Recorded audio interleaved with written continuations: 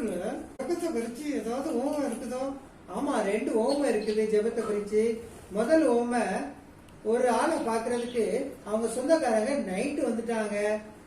அந்த நடு ராத்திரியில அந்த சொந்தக்காரங்களுக்கு கொடுக்கறதுக்கு எந்த சாப்பாடும் இல்ல. அதனால இந்த மனுஷன் ஓடி போய் தன்னுடைய பக்கத்துல இருக்கிற ஃப்ரெண்டு வீட்டை தட்டுனான்.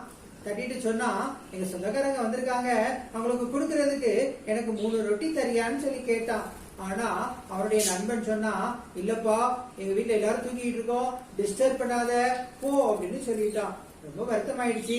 ஆனாலும் இந்த மனுஷன் விடவே இல்லை, நண்பனுடைய வீட்டை தட்டிக்கிட்டே இருந்தான். நண்பன் இவன் மேல இறக்கப்பட்டு எந்திரிச்சு அவனுக்கு தேவையானதெல்லாம் கொடுத்தான்.